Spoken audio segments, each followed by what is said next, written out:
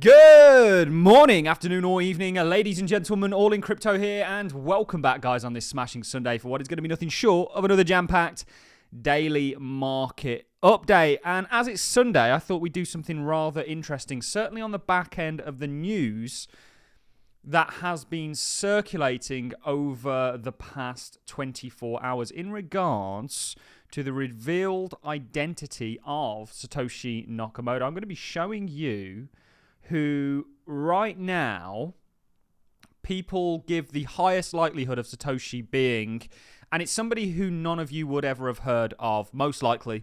In fact, I'm sure there'll be one guy in the comment section that claims he's heard of him. But HBO recently came out with a trailer for a documentary that claimed to reveal the identity of Satoshi Nakamoto. It's coming out on Tuesday. I'll be watching it. For anybody who's unfamiliar with HBO, I think they're the people behind The Sopranos, Game of Thrones, so on and so forth. Great. You know, Sopranos it's got to be one of, if not the best TV series ever. But they essentially are coming out with a documentary that claims to reveal the identity of Satoshi Nakamoto. And that information in regards to who they think it might be has been leaked. And essentially, they are now saying that they think it's a man called Len Sassaman, who nobody has ever heard of, who also died in 2011. I believe he committed suicide. It's very interesting, isn't it, that in regards to the Satoshi and Bitcoin story and the origins of Bitcoin's created, all the plausible individuals, probably barring Adam Black, are dead. They're no longer here. I have never been so convinced. I've always been convinced, but I've never been so convinced that the Satoshi story is a complete fabrication, a fairy tale for adults in all my life. There's just too much that doesn't add up, and we're going to explore a little bit of this to start the video off. There's lots of things that are obviously coming out, as you would imagine, on the back end of all of this. Before we dive into this, I just want to remind people that over the past 3 days, the United States added a whopping $345 billion, over a third of $1 trillion, to their debt. It used to be 100 days that it took for them to add $1 trillion.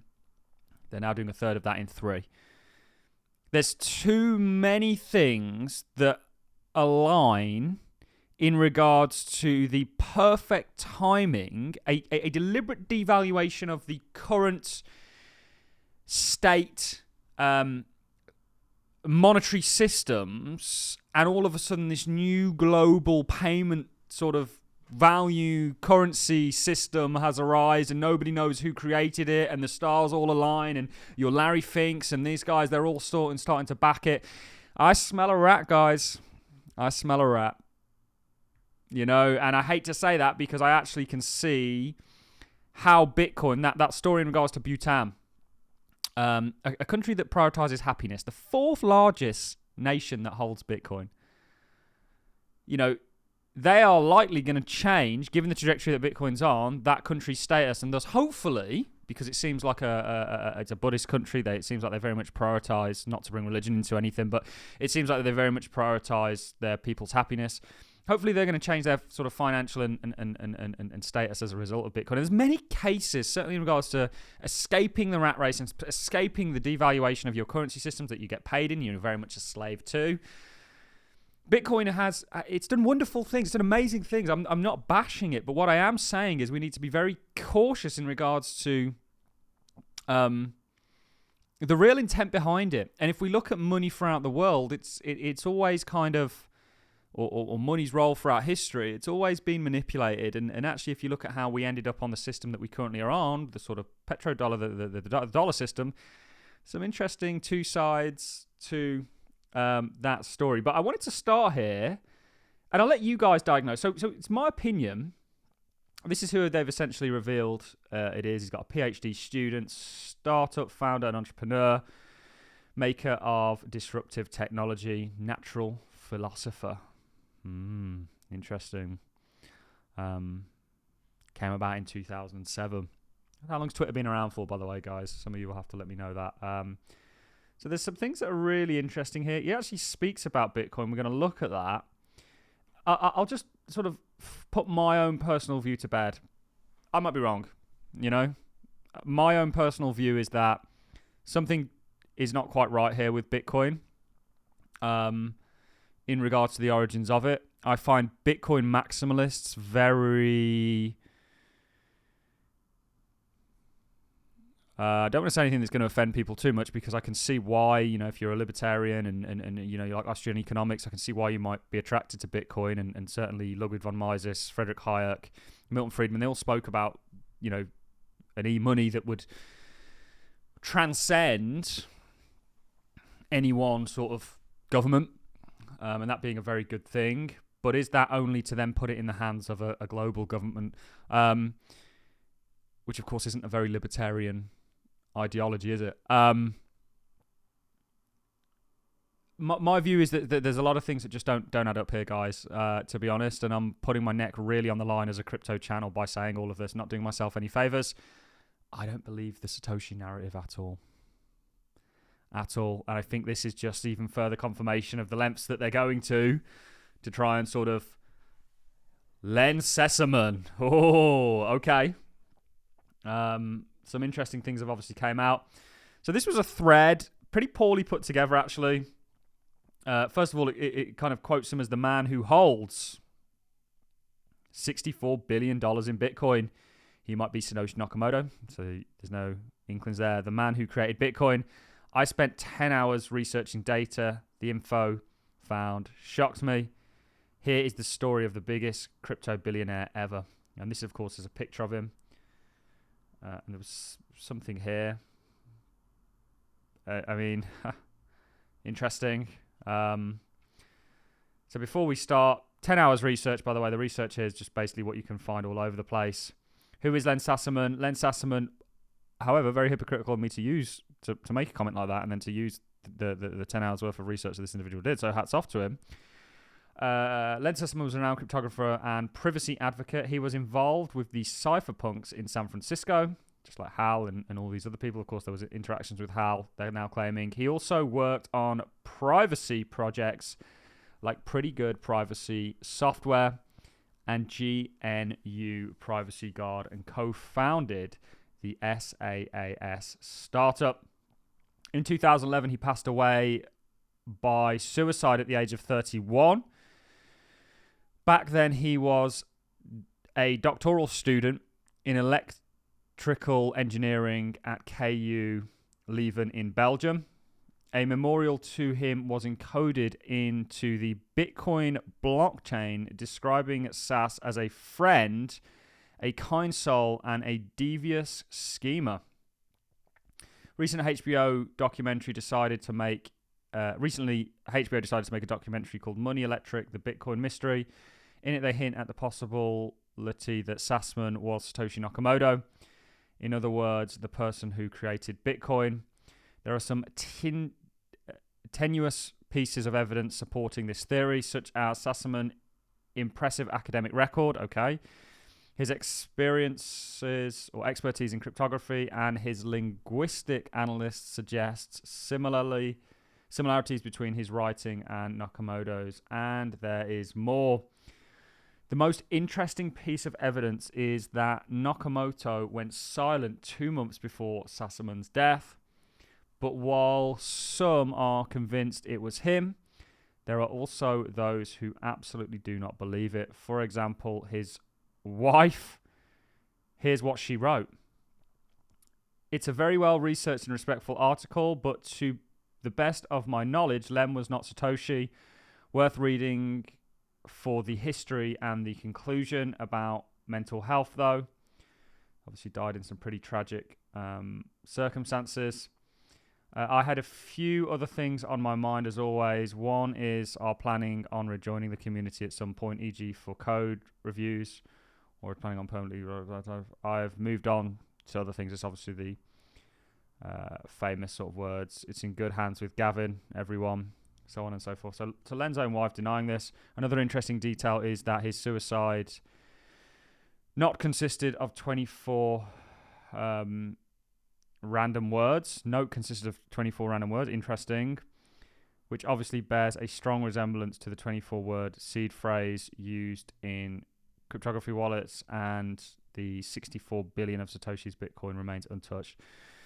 Surely you'd try those 24 words, or maybe I would if I'd found that. I'm being extremely insensitive here, and do forgive me for that. I think that to draw any final conclusions, we need to wait for HBO's documentary premiere. And even if Sessamon wasn't Nakamoto, he still made significant contributions to cryptography and privacy.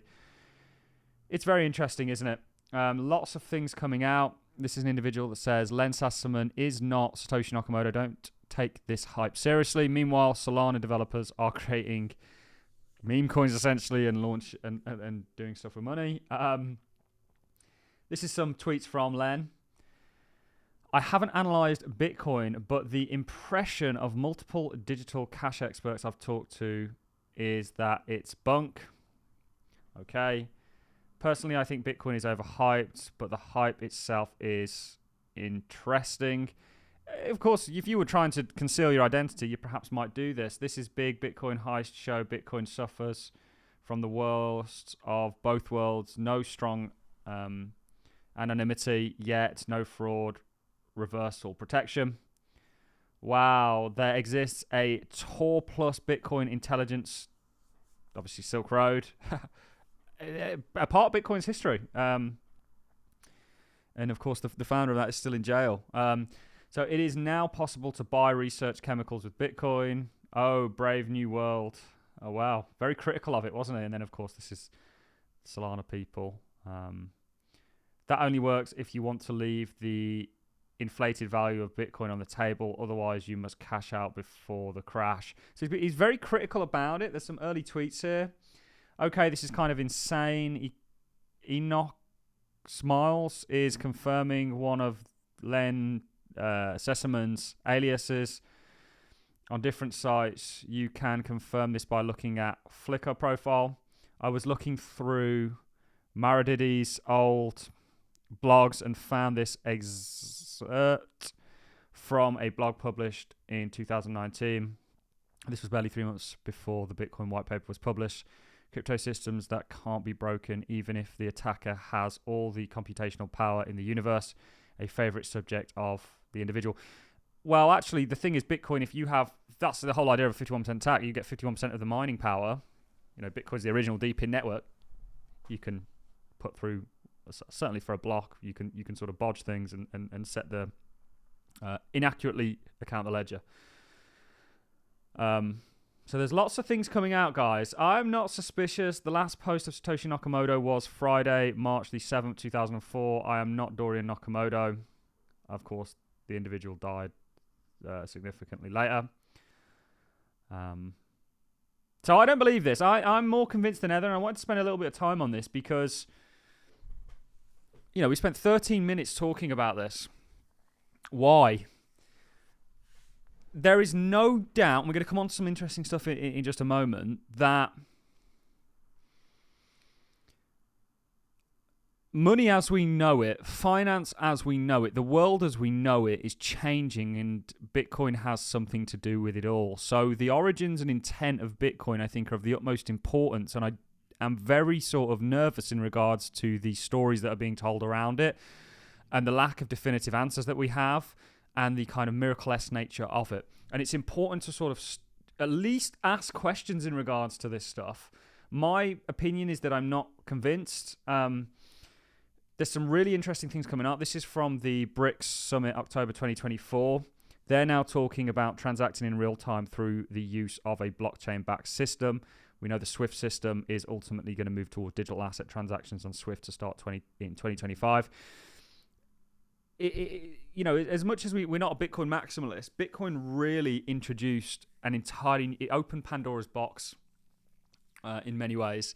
And it's important to kind of at least understand the history of it and the agenda behind it. You know, why was Bitcoin introduced to us? Was it because there was this guy called Satoshi Nakamoto that just generally saw the nature of the fiat systems, you know, the nature of the systems, the proliferation of them, and the game that was played on people as a result of it, and ultimately wanted to give this gift to the world, didn't bother with 1 million coins, backed off, never to be seen again. Maybe he died, maybe it was Hal, maybe it was Len. Can't say with 100% certainty it's not this guy, but I don't think it's very likely.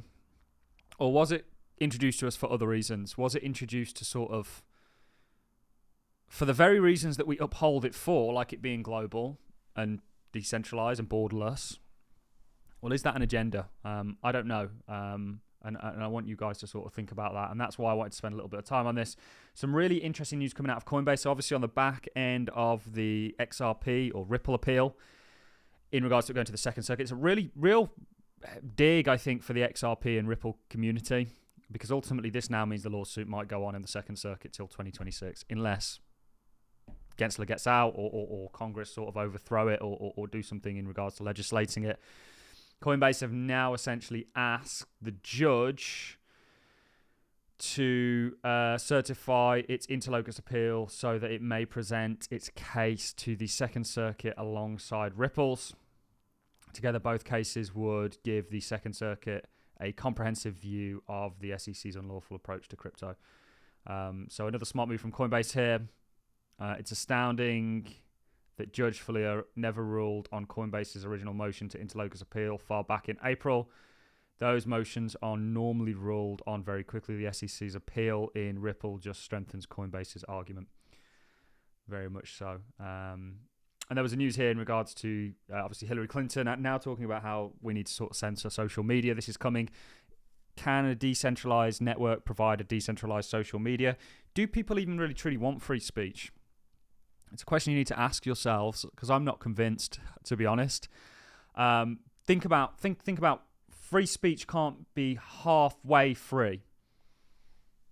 Okay, so you can't have free speech without allowing people to say whatever it is they want in any context. That's free speech.